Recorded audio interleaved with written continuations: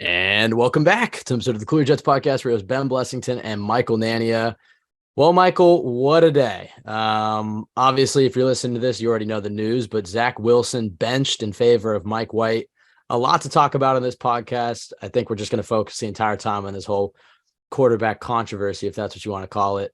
I guess, Michael, let's just start with this. What was your initial reaction to the news? We'll go back and talk about some of the Zach Wilson stuff and some of the other thoughts we have on the whole situation. But when you first saw the news, were you surprised by it, or were you kind of expecting Mike White to be named the starter after what Saleh said on Monday?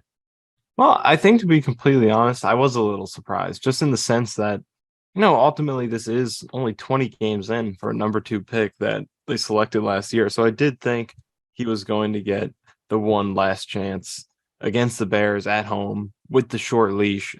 Because I think after the comments on Monday that Saleh made, it was clear that something was changing, that the confidence had dipped and that at the very least it would be a short leash going forward and they would welcome that. But I did just my hunch led me to think that he was going to get one more game. But at the same time, I definitely thought there was a strong chance it could happen just based on, what I had seen from watching his film, the combination of that and just the severe change in Saleh's comments from, post game when he said, he never considered making a change, continued supporting Wilson, just as he always has. From that to Monday, where he completely denied a chance to just defend him the same way he always has. He said we're going to be open to a change, we're evaluating everything and all that. When he came out and said that, it did kind of lead me to believe they've got to be making a change, because that's a lot to throw him out there after basically completely passing up on a chance to support him publicly. So I did think there was a strong chance, but my hunch was that he was going to get one last shot to play against the Bears on a short leash. But when it happened, I mean, my first reaction was I was proud of Saleh, and it makes me optimistic about him going forward. Just for him to have the guts, I guess, to make this move, and maximize this window that the team has with the way they're playing defensively, with the opportunities that are open offensively that aren't being capitalized on. And just looking at this roster honestly and figuring that this is the best thing to do to maintain this locker room, to give this team its best chance to win as they try to push for the playoffs and maybe even make some noise with the talent that they have. So, at first I was very pleased with Saleh, and it definitely made me confident that they have the right coach going forward, and that's something to be really excited about. And then the press conference comes, and then you're just even more pleased with Saleh, the way he handled the whole thing. It was very professional. It seemed like he had a very he had a clear plan in terms of where they're going, how they feel about what has transpired to this point, and what the vision is going forward for Wilson and the team. It really seemed organized and, like I said, professional. It was mature, the way that Saleh presented everything. Just being able to attack it honestly and say, we felt like we needed to change, that he needs to take a step back, that we think it's the best thing for him. And at the same time, his career is not over, and we still have, big plans for him in the future, that we still see him as the franchise. So it was a very well executed press conference from Saleh. And, just the decision itself, like I said, I admire the guts to come out there and make that change, because we've seen a lot of teams, stick by their draft picks, try to justify them. But this is a situation where the Jets really had to make a decision. Are we going to risk the fate of this team this year just for the sake of developing this player we had high hopes for? Or are we going to do what is probably the best move to win right now? And they did the latter. So I'm very pleased with Saleh more than anything. Yeah, I think today was a big day for the organization. And first and foremost, like you said, I think the thing you can walk out of today feeling great about if you're a Jets fan is they have the right guy in charge. And we've known that for a while now, but just even how Saleh handled it, and thinking about how Gase would have handled it, or how Bowles or Rex, I can't really think of a head coach who would have handled it as well as Saleh did today. And everything that he said in terms of, leaving the door open for Zach to even come back this season, it gives the Jets some options, because if they play Mike White on Sunday and he doesn't play too well, they could bring Zach back the next week. But I think it's going to be a few weeks, if at all, if we see Zach this season. We'll get into our thoughts on Mike White a little bit later. But yeah, let's go back to Monday. when he did come out with that initial, you know, declaration that the Jets are reviewing everything and that they're keeping all options on the table. Yeah, we did have a bet between us, Michael. I will say, I'll give you credit because I said, okay, I think they'll give Zach Wilson one more game. And you were saying, I was like, gun to your head, who's starting on Sunday? You said Mike White. And I was like, all right, loser's uploading this podcast. So I'm uploading this podcast. That's actually how I got the news broken. I saw a notification from you and you said, I guess I'm uploading this podcast. And it's like, they actually did it. And like, it's a surprise reaction. Because, you know, like I said, like you just said, you know, that was my prediction. I did think that's kind of what the evidence pointed to. But sometimes there are, you know, these instances where even if kind of the logic is pointing me in one direction, kind of my, you know, hunch points me in another, where it's just like, well, it just kind of doesn't feel like they'll make that change this quick. But, you know, just for me, it was the film more than anything, because like when I watched it, I was like, man, they're going to see this and that is going to be watch it. I can't imagine what it was like in that film room. So that's what kind of that's what kind of pointed me in that direction. Yeah, I mean, I think on Monday I definitely felt like obviously that was the right move because, you know, the whole situation with Zach, and I do want to touch on that a little bit. We'll give it a few minutes though. The whole saying no to Connor Hughes, and then that just snowballed into this guy's never had to take accountability his entire life, and he's a terrible leader. And the whole rhetoric about Zach Wilson this week. And look, you know, people are kind of forgetting that last week he went to war with the New York media a little bit. And if you punch the New York media, you're never going to win that fight.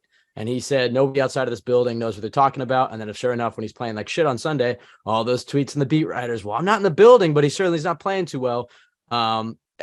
You know, it wasn't a good look for him. It certainly got the broader NFL attention. You even had Jordan Lewis from the Cowboys quote tweeting your tweets on Zach Wilson, and Sauce Gardner quote unquote accidentally liking the tweet. Oh my God, that was so crazy. I mean, I felt so weird. Like I'm just sitting here at my desk posting some clips. Like I just want to, you know, talk some football, some Jets fans. Then here I go being, you know, kind of the source of this huge controversy. You know, like somewhere, you know, there's this domino effect here where, you know, I post a little video, then Jordan Lewis quote tweets it, then Sauce Gardner likes that tweet. So somewhere out there, Sauce Gardner got a talking to from somewhere in the organization, all starting with me posting that. So I think maybe responsible. Maybe his mentions. I mean, he said he accidentally liked it. John Franklin Myers also came out and said he accidentally liked that tweet. I think, yeah. I mean, it's certainly the evidence is that it probably rubbed his teammates the wrong way. I think the way I felt about the whole Connor Hughes thing. Let's start there. Let's just go chronologically. How did you feel about the whole his response to Connor Hughes? We kind of touched on it a little bit in the post-game podcast, but you and I was just kind of like, I don't really care about this. And it's still kind of how I feel. But then after we did the podcast, obviously that kept snowballing. So how did you feel about the comments and then how the media kind of ran with it? Yeah, well, look, first of all, and I've said this before, I'm not a huge read into the press conference quotes kind of guy, whether it's post-game, whether it's a practice, whatever. I don't like reading into it too much because, you know, I think I just view the game a little more practically. Like what happens on the field, that's what I'm looking at. I don't care about the politics of the press conference quotes and things like that. But when it does come into play is when it starts to, you know, have a real effect on that on-field performance. And in the days following that quote, it did start to kind of have that, in the sense that, you know, you saw players, you know, liking anti-Zach Wilson tweets, which they claim is accidental, but I've never accidentally liked a tweet. I mean, that's something that feels hard to do accidentally. So you have some of that. You have the national attention, like everyone's talking about it. Richard Sherman is calling you out. Rex Ryan's calling you out. And then clearly it seems like it had permeated in the locker room a little bit. You know, I mentioned the tweets, but even today, like with some of the quotes that some of the players were giving, you know, from CJ Mosley talking about, you know, he definitely needed to take some accountability, and, you know, he talked to the locker room. It does seem like that it really had an effect. So it did kind of, you know, initially I didn't think too much of it. I definitely thought it wasn't a good response, but, you know, having an actual effect, I didn't really think it would at first, but then it kind of just that was proven wrong in the next few days, because it really did seem to rub a lot of people the wrong way. And that's when you start to have real issues. But in terms of the question itself, you know, I think it's pretty clear. And you could see just as soon as the question begins to be asked that, Zach sees/hears who's asking the question.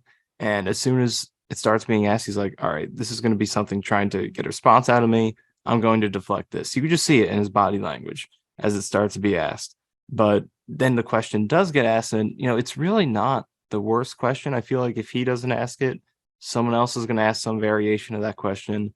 Regardless of what media market you're in or what team you're on, you're going to get some version of that question in this scenario.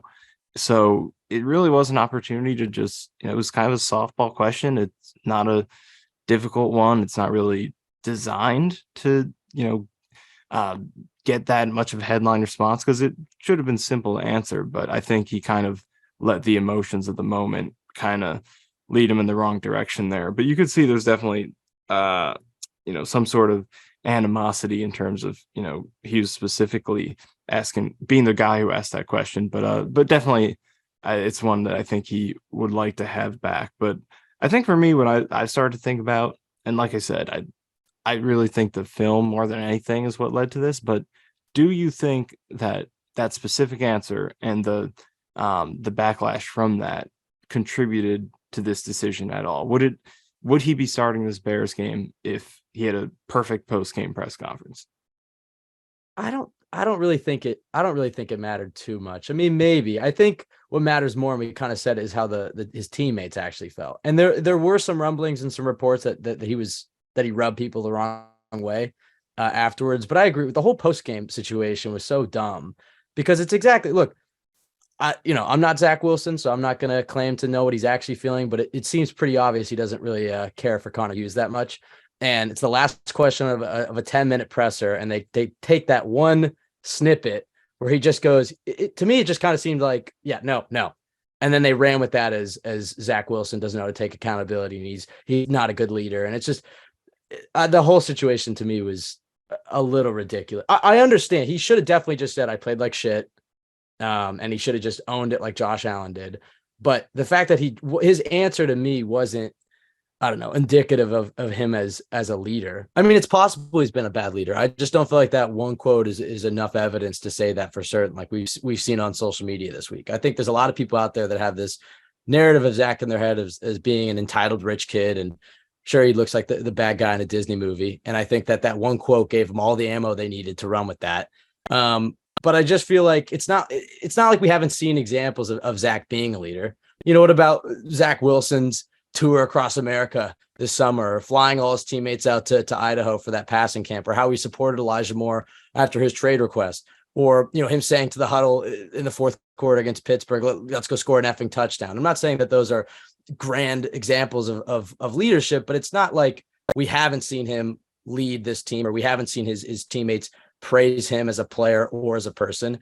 And I just felt like a lot of it was unfair. Even you go listen to his interview directly after the game with Bob Wischusen, and I feel like you heard him take more accountability, and you got a better sense of how he actually felt about the game. But it was definitely a terrible look for Zach, and it makes sense why the media ran with it. And it's also possible that his teammates were rubbed the wrong way by it. And in fact, reading the reports, maybe they were. I just feel like some of the narratives we've seen about him never having to take accountability in his entire life, or the fact that he's a spoiled rich kid who doesn't know how to lead, all those hot takes were just a bunch of bullshit this week. And keep in mind, this is a kid from Draper, Utah, who's had his entire personal life drugged through the mud. And look, nobody should feel sorry for him. He's playing a child's game for a king's ransom. But it's like the New York media has gone after his mom, his ex-girlfriend, his love interest. So no wonder this guy doesn't like the media that much. And you catch him at a bad time, he's pissed off after a bad game, and he gives you a short answer. And now it's turned into this major think piece about him as a leader. I just feel like that's unfair. There are other conclusions you can make from that game and some of the other stories we've seen about how his teammates feel.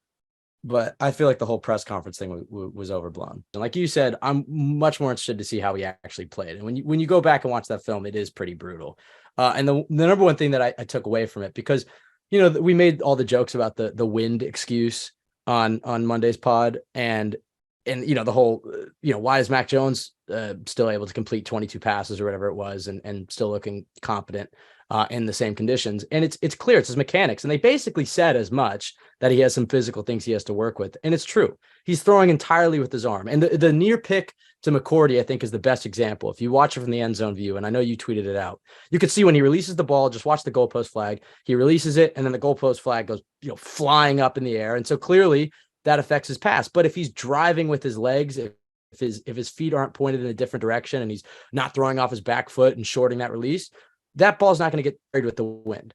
So it comes down to his mechanics. And I agree. I mean, I was interested to see that the reports from Rappaport saying that some of the teammates have had concerns with him for a while, that he's quote unquote had the yips since the spring and missing easy passes. And this is something we've seen from him since last year. I don't know. I feel like all the rhetoric about Zach Wilson this week, I feel was a little unfair. And I'm glad that he did the right thing and faced the music today. And I think his press conference today, you want to talk about Saleh being the right man to lead the Jets. I give Zach a lot of credit for how he handled today and taking accountability and speaking to the team. Yeah, I mean, none of us are in that locker room, so we don't know exactly how he acted, but you can't brush aside the reports that he rubbed his teammates the wrong way. I think what rubbed his teammates the wrong way more so is how he played. You could see the frustration in the body language, and Darren Orlovsky did a good job on ESPN showing that clip where it's like, not only is Garrett Wilson getting extremely animated, you have Mims getting mad, you have Dwayne Brown getting mad on the field, and it's clear these guys were frustrated because with better quarterback play, they beat New England twice, and they're 8-2. And you can give Zach credit for the comeback in Pittsburgh, but outside of that, Michael, I mean, with Mike White at quarterback or Joe Flacco, what are they, 8-2, 7-3? I mean, how many? Zach Wilson won him that Pittsburgh game. You can give him that. But outside of that, I think he did a nice job in the Miami game, and I think he did a nice job in the Buffalo game. But outside of that, they've been winning in spite of him. And so the body language of his teammates was more telling to me. And I think it comes more down to his play.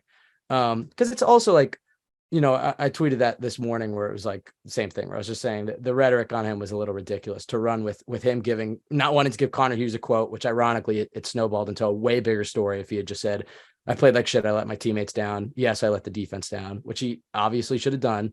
But his short answer, which I took it as him not really wanting to give Connor Hughes a tweet or a quote, just snowballed into this big storyline, this national storyline that maybe you're right. Maybe it did influence the decision a little bit. I think there would have been pressure regardless. Even if he said I played like shit, I think Saleh would have gone back and watched that film and been like, look, this is a playoff team. This franchise hasn't been to the playoffs since 2010. This organization hasn't had a lot of winning football, and they're right on the cusp of playoff berth. Yes, technically they're outside of it, but the Pats have a really tough schedule down the stretch. And the Jets have a relatively, I don't want to say easy schedule, but they have plenty of winnable games left, to the point where it's like they should win the Bears game, they should win the Jags game, and they should win the Lions game. That's 9 wins right there. And then you have the Vikings, the Seahawks, and the Dolphins. I think they should be able to get at least one of those games. That's 10. If they get 2, that's 11. I don't expect them to beat the Bills, and they probably won't win all 3 of those games I just mentioned. So I think they look at it and it's like, look, they have a chance to go to the playoffs, and they just need competent quarterback play. I do feel like, what Saleh was saying today in terms of giving him a reset and how this could be the best thing for his development is absolutely right. I didn't think that they would bench him. I mean, even on the podcast, I was like, they won't make the switch. And then on Monday, I was like, oh, maybe they will. But I still kind of felt like they would give Wilson the Bears game, because Wilson's been terrible, and I don't know if it would really matter what defense he was going up against, but he has faced, plenty of bad defenses. He's 5-2 with 2 losses to the Pats. I was thinking, all right, at home against a bad Bears defense, they'll give him the start, and if he's not looking good, they'll pull him. But when you hear Saleh talk about him, and then when you hear some of the reports about him having the yips and his teammates have had some concerns about him, it's absolutely the right decision. So yeah, I mean, look, we've been, or maybe more so myself, is a Wilson defender, I guess, but there's no defending that game on Sunday. Even the whole mechanics and the wind, it's just, he still hasn't shown that he play well under pressure, that he can go through reads in the pocket, that he can play with the calmness that you'd want. And it was really clear in this Pats game that, and we touched on this a little bit, how clearly the first Pats game, I thought that first half was great outside of the interception on his last throw of the first half. And then he melted down. He turned the ball over twice in the second half, and they lost that game. And it was really clear that the message to him going into this game was, don't turn the ball over and we'll win. And you saw he looked scared. He looked timid. He didn't want to trust his arm. And then the times where he did, his mechanics were off and the balls were getting sailed with the wind. And yeah, it's a quarterback whose confidence is shot, especially losing that type of game and facing that type of backlash. I think you could give some credence to what you're saying in terms of how the post game may have affected the decision, because I think not that it really should matter, but because the narrative has been so anti-Zach this week, it's probably good to deactivate him, give him a chance to catch his breath, and give Mike White an opportunity. I do feel, do we want to hop into some Mike White stuff here? I mean, we're going to talk about both at the same time, but yeah, I mean, we can. I mean, I kind of want to talk a little bit about, what I saw from that Pats game. I mean, I know you started to touch on it, but yeah, I mean, I think that's the reason that this is the right move is kind of because of how severe I think some of the mistakes were in this game, because it really was getting to the point. And you mentioned some of the body language, like, I mean, Garrett Wilson's been doing it all year. I think it's probably something he'll always do. It just seems like part of his game. But in addition to him, you got Mims staring him down. You got all right. Mims has no place to complain. Not that he is any he dropped a great pass in the first quarter too. And it's like, all right, you made your share. He has no right. Your fair share of. Yeah, but even like Dwayne Brown, playing his arms up in the air. But regardless of the body language, it's just there's so many plays on the tape where it's like these guys are running good routes, and the offensive line is as banged up as it is. They're creating good pockets and situations where people are open, and it's like it's gonna get to the point where these guys are gonna lose faith and they're gonna lose motivation if they keep having these efforts just completely wasted. And you play well and you put 3 points on the board, and it's like, what are we doing this for? Like, it's kind of a slap in the face to allow that to continue to happen when you're trying to push for a playoff berth. So yeah, I think this game was the worst that I've seen him play in the league, just because of how many opportunities he was wasting. Because there have been games where he's put up bad stats similarly to this, or the Jets have lost games and not scored a lot of points, but there has not been a game to this extent where they're just plays be made that are being wasted. I mean, so many open receivers where he's just gun shy and afraid to take the shots. And like you said, it's kind of like he's overcorrected to this point. He's made some mistakes in his career, and coming off of those, it's like he's lost the confidence to take shots, and now he's conservative to the point where it's extremely damaging to the entire offense. And it's good that he's kind of play a little bit safer in the wake of some of those turnover prone games that he's had, specifically that last Patriots game. But now, as a byproduct of that, he's missing easy throws that should be made, and he's not pulling the trigger when he should. And it's just leading to a lot of good concepts, good routes, and good protection just going to waste. And that's what made this game so poor, because there were plays to be made in big spots, and he continuously, specifically in the second half, because I think first half was okay. It wasn't great or anything, but he was super impressed. I know. I said I was super impressed. I'm not gonna put out any tweets during games anymore, because no one knows what they're talking about watching a game on broadcast for the first time. But yeah, I mean, first half was all right. He didn't make any big mistakes. Didn't really do much that was. He missed the one third down to Moore, but I agree with you. Outside of that, it looked like other than that, it was okay. It was just there. He played football. It happened. But then, it's starting with the Conklin should be interception at the end of the first half. It was which could have been a huge gain. Yeah, which should have been a huge gain. Put him in field goal range. Starting with that, you go into the second half. That was the worst half that I've seen. Yeah. Definitely from him, and maybe from any Jets quarterback recently. And it continues another theme from that first Patriots game, where solid first half, or whatever you want to call it, and then end of the first half you make one big mistake and it just snowballs from that. And it's something that we've seen throughout his whole career to this point, where one mistake kind of just flips the switch and he can't get back into that mode where he's confident. So yeah, a lot of recurring mistakes throughout his career. The missed layups continue to be an issue, something we were talking about from very early in his career, still sailing screens above guys' heads. The accuracy is a big thing in this game. It's all footwork, like you said, especially in a windy game like this. It's if you don't have that lower body drive to really, Yep. get that power behind the ball, and you just throw it with your arm, the air is going to get under it and it's going to carry it. So we definitely saw that in a few games, and not every single game is going to be this windy, but you're playing in the Northeast. You're going to play a lot of games where it is windy like this, and you got to be able to cut through it. And you need that lower body torque and power to be able to do that. And we didn't see it in this game, and we haven't seen it throughout his career. Yeah, and you made a great point on the last pod talking about, it's kind of cliche and it's mentioned with a lot of quarterbacks, but that short-term memory, he clearly doesn't have that. He's drastically affected by momentum. Sometimes for good, look at that Tennessee Titans game. He gets going and he really feels himself and he trusts his arm, he trusts his eyes. And you see that who you drafted at number 2. But when things are going poorly, it just seems to snowball for him. And I think that's part of the reason you bench him now is because you just don't want things to keep snowballing, because that was such a big game in New England to right that wrong, to go to first place in the AFC. And for him to play like he did, you're just worried about it. He goes in that Bears game with those fans, and as soon as he throws one bad pass, the boo birds come out, and you just worry that you scar him even more than he has to be. And I've seen the narrative too about like him, this shows that he's lost the locker room. And I think there's a correct way to read that and there's a wrong way to read that. And maybe I shouldn't say wrong because none of us know, but I think some people are reading into that as like in terms of him as a leader, the locker room has lost faith in him as a leader. I don't think anybody can say that in the media, but you can say that if they stick with him and he keeps costing him games, he's going to lose the locker room as a player in terms of the defense is playing Super Bowl caliber level. And the offense, like you said, did a great job on Sunday. I mean, there were mistakes. The offensive line and the running game was not getting going. There were some drops.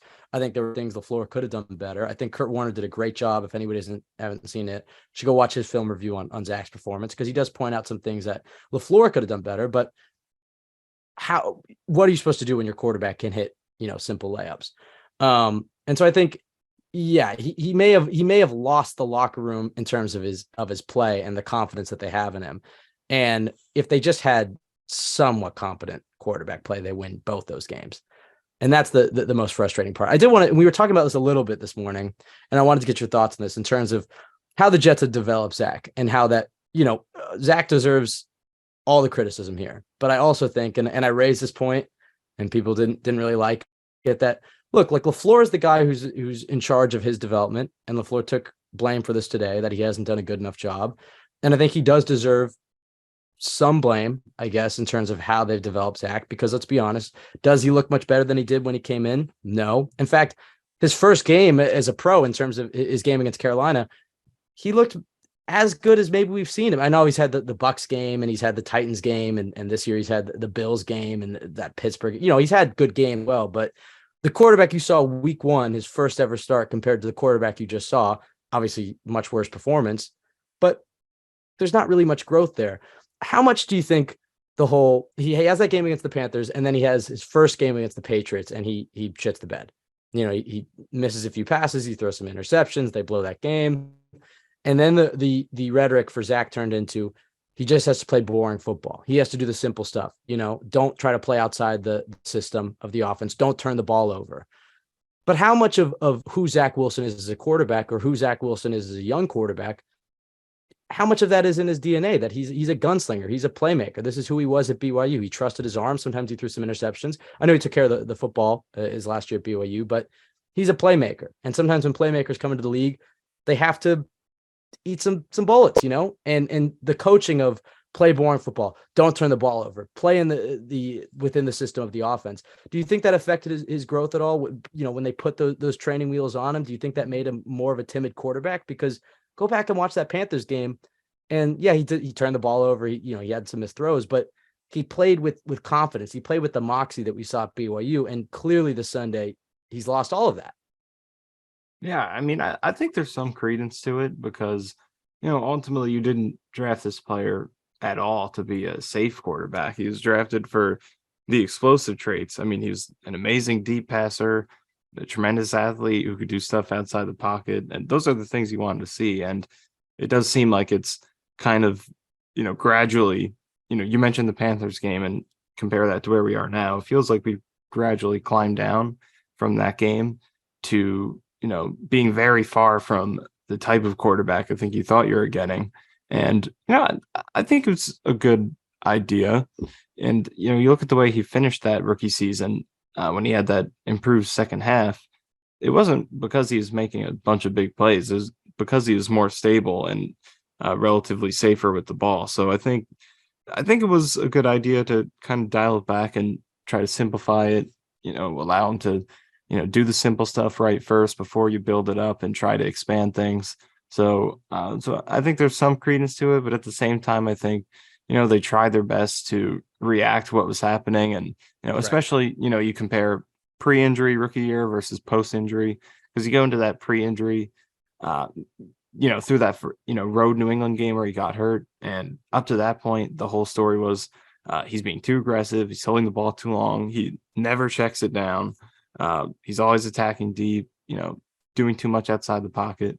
So then he comes out of that and really starting with that Houston game, you could see it right away, was getting the ball out quicker, was taking shorter throws. And, it was, again, even at that point, it was maybe too extreme because that whole second half stretch, he really did not make any explosive plays whatsoever. He was better overall, but very little in terms of deep passing, especially compared to, like you said, the Panthers game, the Titans game.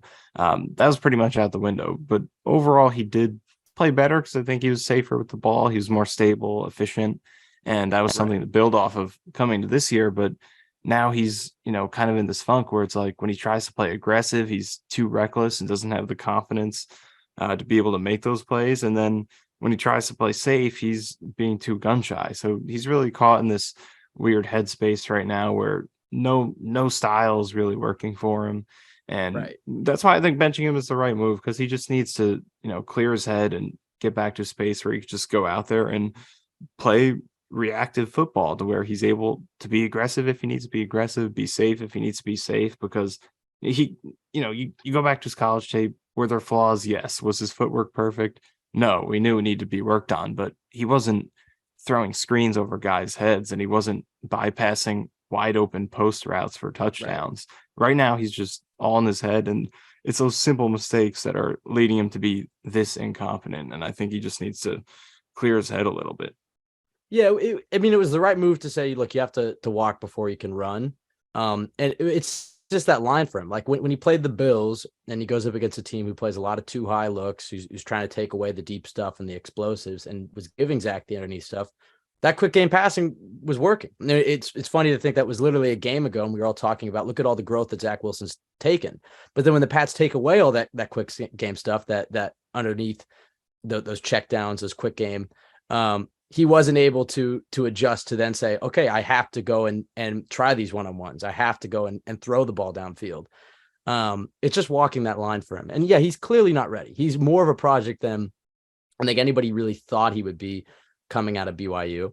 And maybe he's one of those guys who should have sat, in retrospect for a little bit, but who he is right now compared to who he was as a rookie, I think just it isn't really much better. And I think that's just, all that really needs to be said. And hopefully this break does, allows him to mature a little bit off the field. I'm not that, like I said earlier, that you can really draw many conclusions about him as a leader, but in terms of how he deals with the media, how he handles losing, and then on the field, mechanically, like we've been saying, I mean, the footwork stuff is not much better. I don't know if they need to bring John Beck back or if he needs to fire John Beck and get a better quarterback coach, because he had a whole offseason to work on this.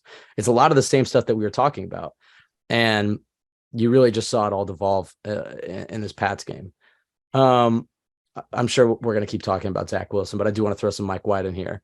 Because, is it the fan in me that's kind of excited to see Mike White on Sunday? Sure. But I do think there is real credence to say, look, when you go back and watch those Mike White games last year, and look, he wasn't perfect. He turned the ball over. That Bills game wasn't too great, but go back and watch even the Pats game that he had to replace Zach in.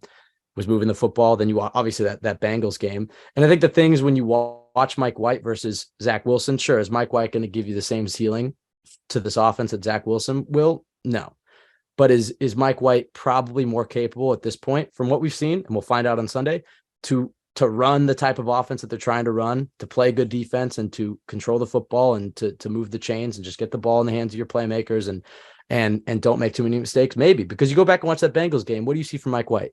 You see a guy who's going through reads in the pocket, who's throwing under pressure, who does have those lower body mechanics, who's accurate with the football, who played with poise and was able to bounce back from some of those turnovers. So you saw a lot of stuff from Mike White that you haven't really seen from Zach Wilson.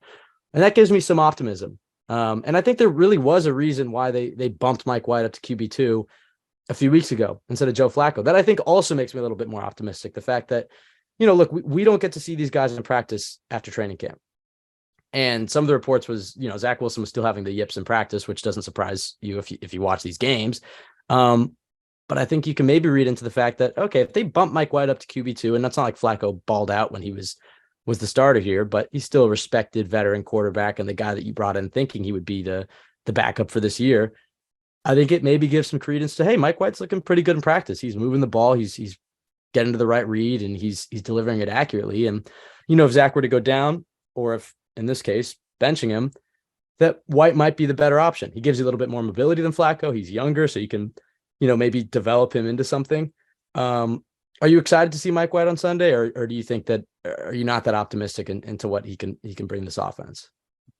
I mean, I think I'm cautiously optimistic because of a lot of the reasons you mentioned, but at the same time, like, I'll be honest, I've been a pretty big Mike White detractor, so I'm not going to completely switch that's up. a good fan club to be in. That's Braxton Berrios, that's Quincy Williams. You've had some guys that you didn't believe in that grew, and I've had some guys that I believed in that have shit the bed. But I think there's Mike White got another year in the system, got some NFL experience under his belt. He might look better. Yeah, we'll see what happens. And it's only 3 starts and 4 games under his belt. And I think, like you said, the fact that they randomly promoted him in the middle of the season is probably a really good sign of what he's probably showing in practice, especially because he's jumping over the guy who was initially the backup and is a longtime accomplished veteran in Flacco. So there are some positive signs, and I think he's definitely, like you said, a better fit for what this team is trying to do offensively, and the best offensive approach that complements the way they're winning games, which is defensively. And you're definitely going to lose the upside that Wilson has. Like, does Mike White make that Steelers comeback? I don't think he does that, but does Mike White?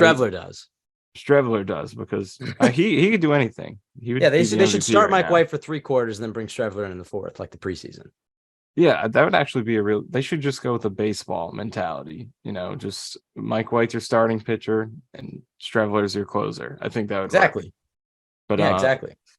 But yeah, I mean, I think Mike White, you lose some of that big time upside to make tight window throws, to make deep throws. So I don't know if he can do like a Steelers comeback, but would he be able to? He made some tight window throws, man. That Berrios touchdown against Cincinnati. He did make some, so he's not totally incapable. But definitely not the bread and butter, I would say.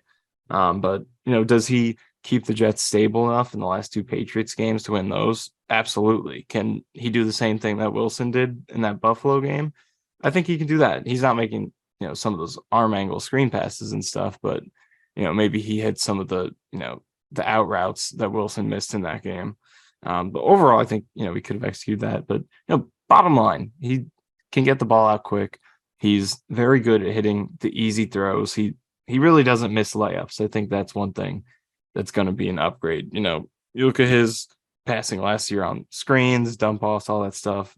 He's not missing those throws, and that's an asset. It really is, because there are a lot of quarterbacks in the league like Zach Wilson who sometimes will miss those, and it can really throw your offense off schedule when a throw that you're supposed to hit 90% of the time or more, when you're missing that occasionally. But Mike White really doesn't miss those, and I think that's going to be useful for an offense that likes to throw screen passes, and they've had a lot of short throws open, whether it's a hitch or an out, just these short 5 to 10 yard throws that should be there consistently that Zach Wilson hasn't been able to hit frequently enough. I think Mike White can make those. So you definitely lose the upside. There's not a lot of, he's not going to run with the ball, so you lose that too. But hey, he's a little. I mean, he's faster than Flacco and slower than Zach, but he's got some ability.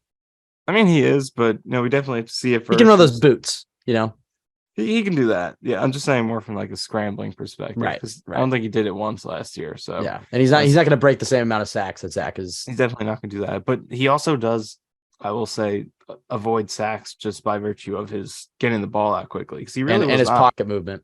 his pocket movement because he really was not sacked that often last year. I think he took 4 sacks last year, which for the amount of time he played is really good.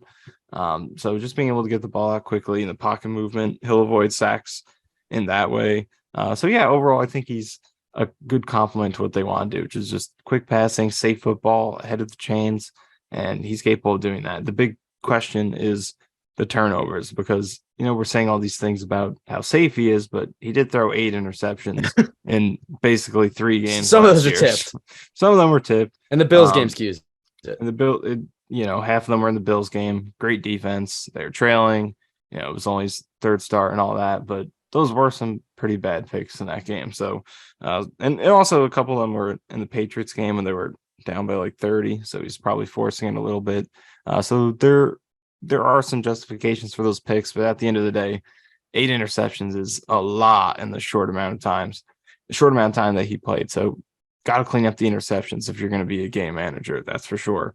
But yeah, stylistically, I think he complements what they want to do very well. I think he complements the defense, and he's going to raise the floor. I think some of the easy stuff that Zach has been capitalizing on is going to be capitalized on more frequently. It's just about limiting those turnovers, and can they consistently win games with a cap on the ceiling at quarterback? Playing the way they've played defense recently, they will be able to do that.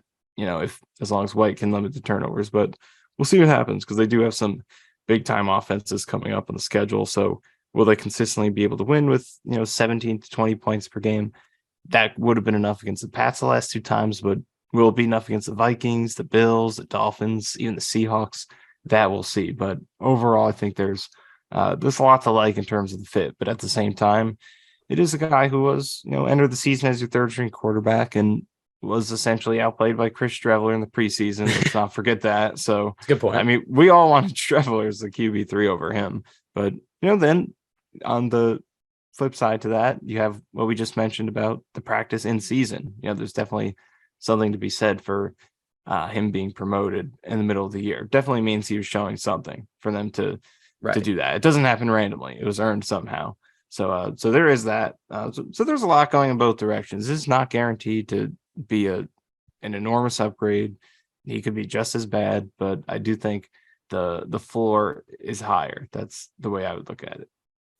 Yeah, it's not this simple, but generally speaking, when you face a defense that runs a lot of zone, I think it puts more pressure on the quarterback. And then when you face a defense that plays a lot of man, it puts more pressure on your receivers.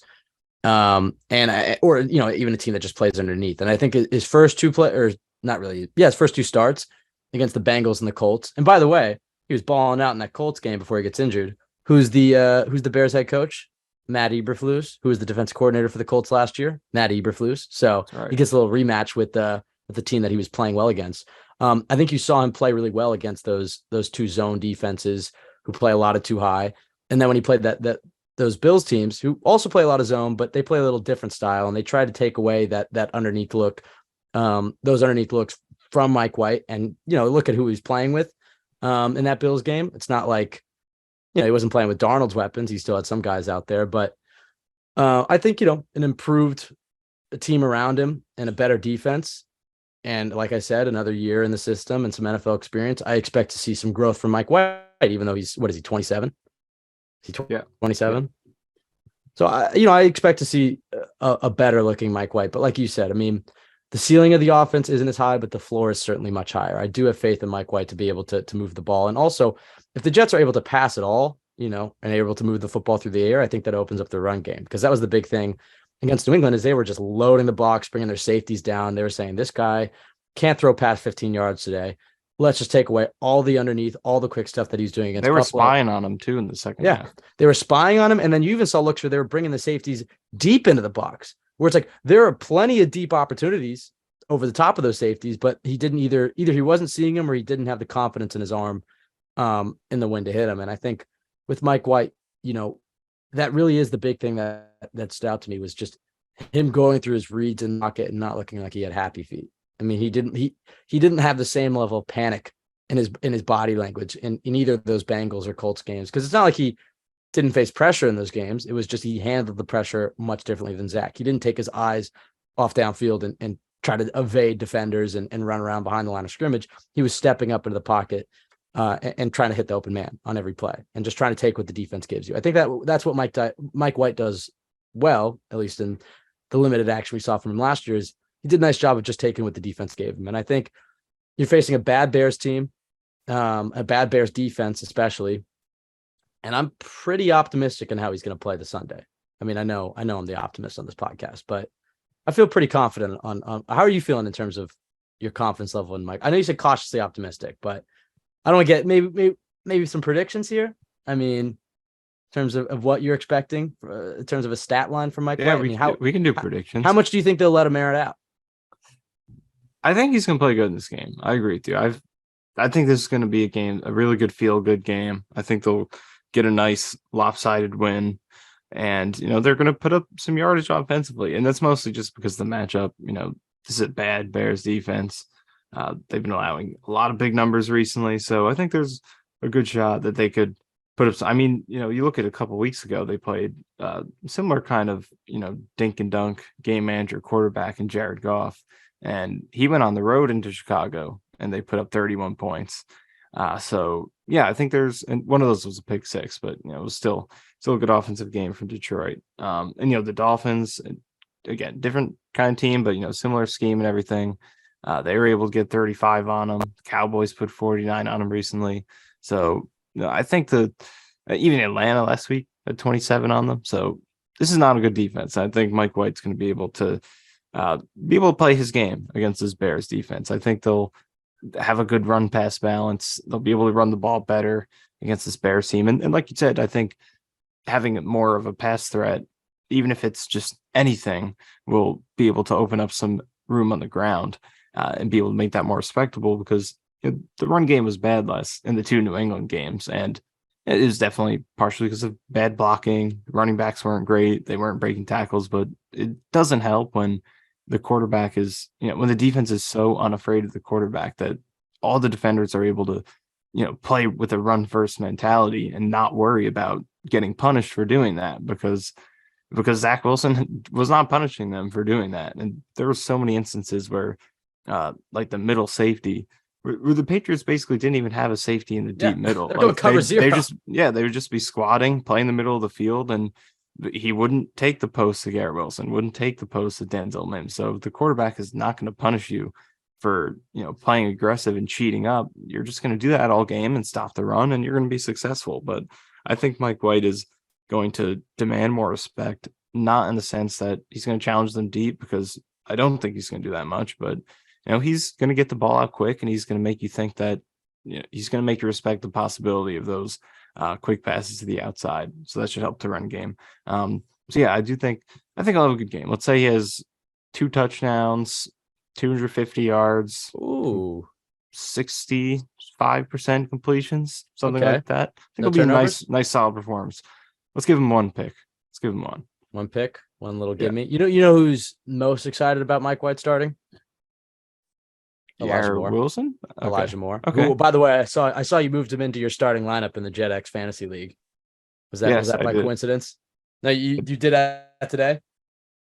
Yeah, I mean, I think I agree with you. I think he's being the slot receiver now will be a good compliment, because the receiver White threw to the most last year was Crowder.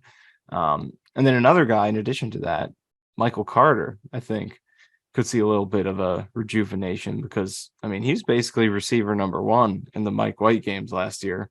You could I actually put out a little chart of this, but White's distribution of his passes last year, and Carter had the most receptions from White with 20, and the most receiving yards from White with 196. And this is, what did White essentially play? 3 games, 3 quarters against the Pats, 2 full games, the Bengals and Bills, 1 against the Colts. So basically 3 games, and Carter 20 catches for 196 yards. So those are, leading receiver type of numbers. So I think that'll be good for Carter, because that's really where I think he's the most elusive, on those dump off passes on the outside in the open field, get him in space. So I think the Michael Carter train is going to start picking up a little bit. Yeah, I mean, there's a lot to be optimistic about, but I think that I think Elijah Moore might be in store for his breakout, like you said. Do you think? And we're going to talk a little bit more about the quarterbacks, and we'll get out of here. But Saleh did say, it's not just the quarterback. We're looking at everything on offense, reviewing everything, and he maybe alluded to making some other changes. Is there anything else in the offense outside of the quarterback that you think might look differently on Sunday in terms of how they're calling it or personnel? I mean, well, one big thing that we should mention, Corey Davis is going to be back. He's Yes. practicing in full. That's going to be so enormous. I mean, listen, Denzel Mims did not take advantage of his opportunity. Let's be honest. In the I big mean, 3rd and 5 against Buffalo. That was about it. he made a couple big plays like that one, and I guess the adjustment was pretty good against the Patriots bomb. Although, really, the only reason that kind of worked is because he got blanketed so much that there was, the defender couldn't get back to it because it was so underthrown. So it was just kind of lucky more than anything. Worked out. Give him some credit, but I mean, multiple drops. His blocking was a weakness in this Patriots game. He allowed, by my count, at least 3 stuffed runs at the line of scrimmage. He's when his blocks hit, they're good because he's so big and long, but he's not nearly as consistent as Corey Davis. They've missed him in the run game, and he's going to be a big boost to that rushing attack to have him back. You look at the difference in their yards per carry when he's on the field versus when he's not, and it's over a full yard difference. They're about 5.2 when he's on and about 3.9 when he's off. So it's huge difference. I mean, usually you don't rely on a receiver like that, but he's been that good. And then obviously in the passing game, Corey Davis is catching that pass over the middle that Mims dropped. I think Corey's dropped a few of his own, but yeah, I agree. I mean, this year he's been more on point. Outside of that one against Baltimore. He did. He started off with that, and then since then it's been all cleaned up, and he's been, anytime you target him, it feels like it's a first down or a touchdown. So he's been reliable. He's not dropping some of those passes that Mims had, and probably not having those penalties either. So Corey Davis will be welcome back. But in terms of other changes, I mean, is there anything that comes to mind for you? Because I mean, the only thing that other than Mims, Davis returning, only other thing I noticed is Dan Feeney versus Nate Herbig. That was a downgrade, and getting Herbig back will definitely help. Yeah, it sounds like they should get Herbig back. I was wondering, do you think they'll go more 11 personnel and less 12 personnel? We talk about the success Mike White had with the slot receiver, and then also their run pass splits. Do you think that they come into this game trying to run the ball a lot, or do you think they, not that Mike White's going to be bombing it deep every play, but do you think they let him air it out a little bit more? I mean, how do you think they call? Remember that Bengals game though? Like they came out on that first drive, didn't they pass it every single play in that drive? Yeah, they came with a lot of play action. Yeah, a lot of play action, which I'd anticipate with Mike White. Yeah, I mean that was definitely a signal of confidence, or maybe they just wanted to surprise the Bengals with that. But I think they have faith in him. I mean, he aired it out in his games last year, threw a lot of passes. So I think he's going to come out and throw. I really do.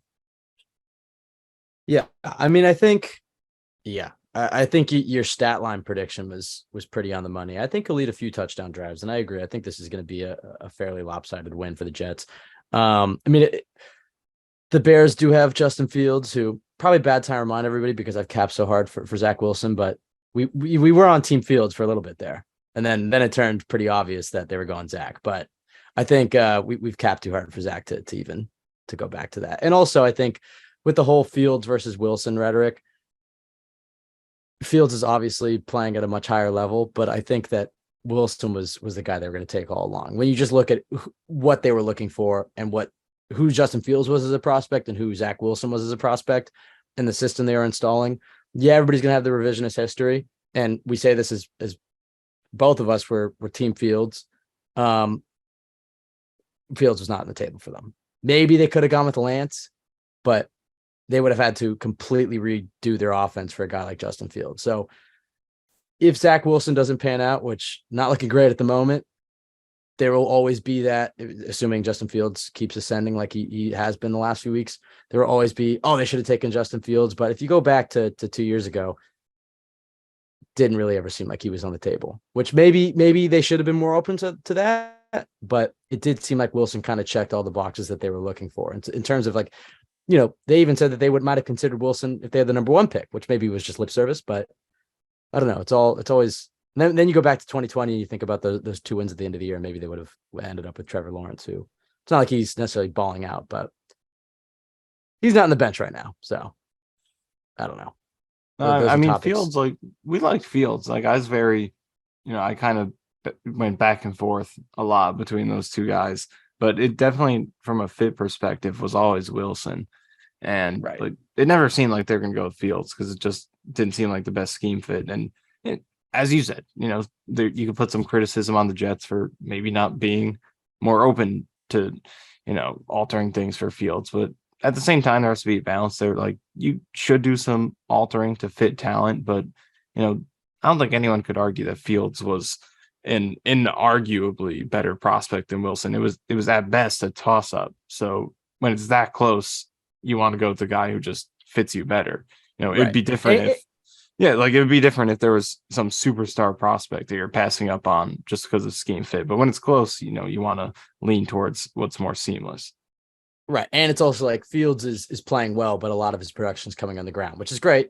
But he already has an injured shoulder with some torn joints. So we'll see if he even, or torn ligaments and a sprained AC joint, I believe. We'll see if he plays Sunday. I think the Jets have played fairly well against mobile quarterbacks this year. I know that they the scramblers have got him at times. Like I know Mac Jones ran for some yards against them, but I feel like they did a great job against Lamar Jackson week 1, containing his rush. Do they still have the record for holding Lamar to the lowest rushing yards in his career? I'd have to check Do we it. know I that? mean, when that happened though, it was a great sign.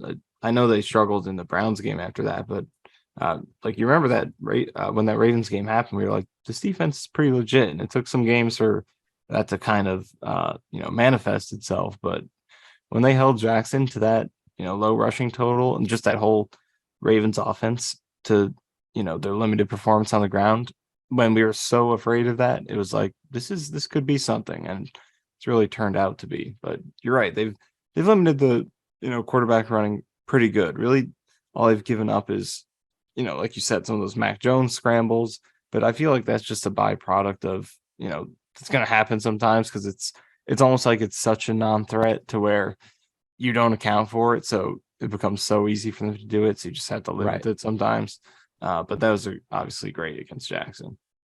Yeah, and they played well against Josh Allen too. I mean, I know they gave up that one big touchdown, but although will probably be another. I guess they did kind of struggle with him on the ground. He had the 2 touchdowns, I guess. So. I guess I'm thinking more about the interceptions. I guess the thing is when you have the type of cornerbacks that the Jets have, and then when you look at the Bears receiver room, the Jets really don't have to respect the talent that the Bears have in their receiver room, and they can go man coverage. And you talk about what the Patriots were doing last week. I don't know if the Jets are going to get that brazen with their coverage, but they can really load the box and try to stop this run against Fields. I'm really curious to see if he plays. If he doesn't, they'll face Trevor Siemian, and I'm even more confident in a win. But Fields is maybe the X factor in terms of his mobility, but probably another big Jermaine Johnson game. I'd imagine. We'll see. Do we want to talk a little bit about the defense at all? Or are we just focusing on the QBs in this one? How are we? Let's focus on the quarterbacks. This is a pretty huge moment here. I mean, guess that's true. Top 2 pick just got benched. Yeah, that's true. I have one big question for you. Do you think we see Zach again this season? They've left the door open. In fact, they said that that's their hope to see him again this year. I'm going to say yes, just in the sense that I'm not entirely confident that White is going to do well enough to hold on to it. But I don't think him coming back is, despite the quote you just mentioned, I don't think it's something that they're aiming to do. I think it'll happen when they lose a game and White plays poorly, or he's a stretch of poor play. I think it's his job until he loses it. Do you think they give any thought to, let's say Mike White goes out there on Sunday, doesn't play too well, but they still win? If they win an uglier game and you're like, oh, it didn't look too good, do you think they'd go back to Wilson immediately, or do you think they go to Flacco or Hell Strevler? That's another interesting part of it because, yeah, it's like because when you make him inactive, that definitely sends the message that, this is a break. It's not just, all right now we want someone who's better, but, we still want you as the backup because we think, you could help us better as a backup than Flacco, but they're not doing that. They're making him inactive. So it's clearly, they want him to take a step back and just clear his head. So that seems, pretty established, which isn't to say the whole season, but 1 week would definitely be, you're not getting the effects of that if it's Probably only not 1 enough. week. Yeah, So I would say it's got to be a few games minimum. yeah. And Flacco's still taking over, I would say, right? Yeah, I think the Lions game is probably the one you circle in terms of the earliest I would see Zach coming back. I mean, I think Mike White probably plays well on Sunday, and I think they win. The Vikings game will be very interesting. I'd say he probably also plays all right in that game. I don't know if they win or lose, but I think he probably plays fine in that game. And then I think he probably doesn't play that well against Buffalo. Who knows? Just prediction right now without seeing him play at all this year. And then after that Buffalo game, you could maybe go back to Wilson because then he's got 2 home games against the Lions and Jags. And what do they got? Seahawks and Dolphins to finish it up. So kind of 4. I mean, Seahawks and Dolphins aren't necessarily gimme games at all, but I don't know. Get him past the Buffalo games, and then you have 4 games left. But yeah, if Mike White's playing well, they're not putting him back on the bench. It's just an odd situation because it's like, what is Wilson going to show you in this time that makes you think, okay, now he's ready? Because it's just a few weeks during the season. He's not going to completely overhaul his mechanics or, come out and show you like, all right, now I'm ready mentally. Isn't it kind of hard to really evaluate that? It just feels like the only way you make that change is, if it's dictated by Mike White's play. Like, he's not playing well, now we might as well go back to him. Like, how do you evaluate Wilson at this point in terms of his readiness to get back out there? I think it depends how severe these yips are. In terms of, remember, he had that stretch in training camp and yeah, it's practice, and he's not actually worried about getting sacked. So maybe that changes things. But he had those, what was it, 2 weeks, 2.5 weeks where he was playing consistently good football in training camp. I know it's training camp. And then he gets injured and then he comes back. But the way Saleh talked about him, again, lip service. And again, Rappaport had that report about how some receivers have expressed that he's had the yips since the spring and just missing easy throws. But if they had felt when he came into camp, his mechanics were looking better and he really, was hitting the ground running and then got injured and came back, had some good games. And then it really started to deteriorate in the middle of the season. I think give him a few weeks. If his mindset is right and his mental is right, the way he's preparing these next few weeks and how he's looking in practice throwing the ball. And like you said, yeah, is he going to be able to be a completely different quarterback? No.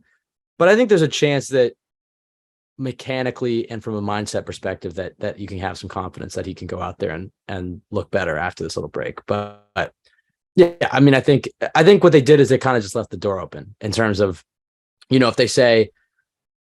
if they really were, were benching him and they didn't say any of our plan is to have him play the season, it would be kind of hard to throw him back out there. But by saying, we want him to play again this year, it's like, well, but if Mike White's playing well, nobody's going to object to you keeping Wilson on the bench. Mike White isn't playing well and you throw Wilson back out there. It's not necessarily like an admission of a failure or something like that. You know what I mean? Like, I think they kind of just left the door open. It was the exact right way to play it, which is why I'm so impressed with Saleh and just how he handled the whole thing. I imagine most people probably listen to that press conference, but if you haven't, just go check it out. If you want to know what a real head coach looks like. I can't even imagine how do you think, give me your best Gase impression. How would Gase have handled this? If this were Darnold? Number 5 will be starting for us at quarterback this week. Number 2 will be taking third string reps. Number 19 will be quarterback number 2. Yeah, but Adam, you took this guy number 2 overall last year. What does that say about the state of your organization? You don't know what you're talking about. Just stop. The guys in this building, they have belief in each other. We work hard. We know what we're doing. It's a pretty good Gase impression. I don't know if it's as good as my Chris Johnson impression from a few years ago, but that Gase impression. I was more focusing on the cadence than the voice. I wasn't going to go that far. Yeah, I think you nailed it. We were talking about you got some voices, Mike. Maybe we should hear them on the podcast more often. But no, I think that Gase impression probably did it justice. But yeah, I mean, today was a big day for the organization, and what should be maybe a bad day or a day of, I don't know, failure, I guess. Doesn't really feel like that. I feel optimistic on how White will play, and I feel like there is a way back for Zach from this. But yeah, I mean, it's a long road. We've been very optimistic about what Zach can become, but the reality is is he hasn't been close to that. He hasn't taken the leap that we thought he would take. He hasn't been the prospect that we thought he would be. He's more raw and more of a project than we thought he'd be, and he hasn't played well. And he has been holding him back. So I think the optimism for me stems from some of what we saw from Mike White last year, and just sense of like, hey, even if they're getting C-level quarterback play, it's an upgrade over what they're getting. So I think, Jets fans is, I don't even want to say depressing, as much of a bummer as today may have seemed. They're 6-4, right on the outside of the playoff hunt. We'll see what happens with New England, I guess, by the time this comes out tonight, I guess. But if New England loses, they're back in the 7th seed, right? Or do they still have the? Yeah, because they'll be momentarily, because the Patriots have the extra loss. Yeah, not that the standings right now really even matter. I mean, the Jets have 7 games in front of them, and if they win, how many do they have to win for you to say that they'll probably stay for playoffs? What, like 4? That's 10 wins. I think 10 wins does it. I think 11 is complete safety, right? A 10 could do it, but for me to say with the 2 tiebreakers against the Bengals and Pats, it's tough. Yeah, and the Chargers also sitting on the outside. It's really going to hurt those 2 tiebreakers. So I think 10 wins. You're talking about the Bills are going to get their 11 plus. The Dolphins are probably going to do that. So then you're talking about you need both the Pats and the Bengals to not get to 10 wins, because both of them had the tiebreaker. You have to be better than them outright. So that's not a complete guarantee to me. But if you can get 11, I definitely don't think both of those teams are getting 11. So I think that's the magic number. 10 could do. I would say that's 50-50 if you get that. 9 is not doing it, though. Yeah. No, not with the 2 tiebreaker losses. But, look at those schedules for the Pats and the Chargers, and there's a lot of losable games up there. And so I think the Jets we looked at it like this: pre-bye, insanely tough schedule. But if they can get to the bye, what were we saying? Like if they're 4-5 at the bye, they have a chance. And they went to the bye at 6-3. So it's like, and I will say, I know Nooner Nation has a trademark on the official coin flip prediction, but we did that coin flip prediction at the bye week, the great value CYJ coin flip prediction. Had them losing to New England and then go on a big. I think the only game they lost in our coin flip prediction was the Bills game, and then the Super Bowl. So we'll see if the Mike White. Right. Ours makes a lot more sense because Nooner Nation was very close to being onto something, but right now just doesn't make a lot of sense that they would lose to the Bears. I think he's a week early. Never say never. Hey, if they lose to the Bears, it's completely on. If they lose to the Bears, I think the Bills was the biggest test yet for the coin, but this is close. If they lose a home game to the Bears, especially if Fields doesn't play, so if that happens, we're going to the AFC Championship. If that happens, that's for sure. Yeah, but how? If they lose to the Bears, who are they playing next week? Flacco? It's going to happen somehow. That's not for us to decide. Maybe it's Strevler. Maybe Strevler's the savior. Oh man, it's always interesting. Quickly, you mentioned the strength of schedule, but I just pulled up the remaining strength of schedule, and Bengals are 3rd hardest, Patriots are 4th hardest the rest of the way. So, there we go. Yeah, there are definitely some, a lot of chances for them to get some losses. The Jets are 9th, so that's worth mentioning. I was watching some Sports Center today, by the way.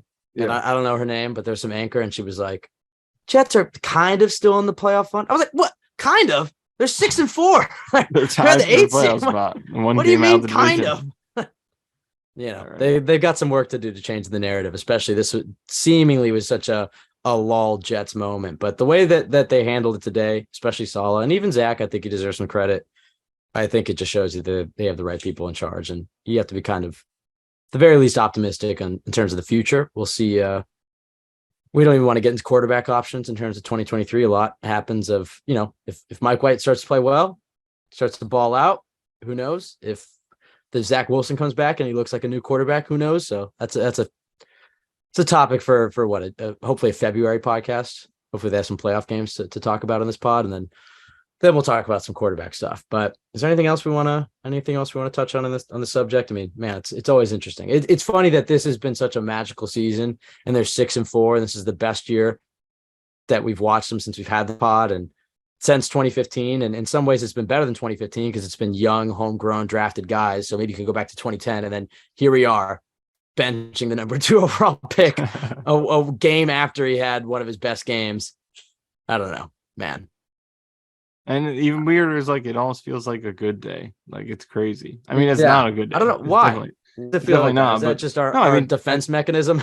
no, I think to explain like the reason I think that I feel that way is that, yes, no one wanted to be at this point. I don't want to be here. You don't. Nobody does. And it's not positive. I mean, their best chance to potentially have been a championship kind of team this year and in the future is if Wilson panned out, and he still could, obviously. But this is not ideal. But I think what makes you feel optimistic is just the way that they handled it, because the event happened that Wilson has been disappointing. So now it's up to the team, and specifically Robert Saleh, to react to that in the best way possible. And I think he's done just that. So I think that's where the optimism comes from, in that, Robert Saleh and this team are showing you that they can overcome something even as catastrophic as that. And, we'll see if that happens, pending the results going forward. But just the decision that Saleh made and the way he went about it, the way that everyone on the team handled it, the way they spoke about it, and then just the confidence you have that this team could maybe make a run with the defense that they have, and if they could just get some competent quarterback play, you still feel pretty good going forward. So it's not ideal at all to be here, and it's disappointing. You wish it played out better to this point, but it's still promising the way that everything else around it is transpiring. Yeah, I think perfectly put, Michael. All right. I mean, I guess we've said it all. I mean, there's not much more to say until Sunday. I think that'll be a very interesting podcast. It'll either be the Mike White celebration, we're going to the Super Bowl, or what the fuck do we do now? But it's always interesting, man. It's always interesting. All right, are we done here? Is this it? Do we want to talk anything about the defense, or I just want to put some here? more strength of schedule stuff out. So quickly. Oh, hit me. Yeah. Oh, yeah. Like Anything you got, fire away. We got Bengals. They're the team I'm looking at as potentially losing some games, because they are playing 6 of their final 7 games against 500 or better teams, and the only losing team that they're playing is the Browns, who are getting Deshaun Watson back. So they have Kansas City, Buffalo, Baltimore, Tennessee, New England, Tampa Bay, and Cleveland. Oh, hell yeah. Third hardest schedule. Patriots are 4th. They only have 2 games against losing teams. Who do they play? They still play Buffalo twice. Oh, yeah. Minnesota tomorrow. There we go. Miami play Cincinnati, so that's going to be an interesting game. And then they play Vegas and Arizona. So that's where the Jets have the edge. They have more winnable games. What about the Chargers? Who do they play? Chargers, they are on the easier side. They're 28th. Because they have the 3rd place schedule, right? Yeah, so they're going to be the Raiders to look out for. They got the Titans and Miami, but other than that, they have 5 losing teams on there. So got to watch out for them. But the Jets do have the tiebreaker over them, I believe, or right now the Chargers have it. I think the Chargers might have it right now. But that we got 3 NFC games left. We have 3 NFC games left, so they might get the. How many NFC teams do they play?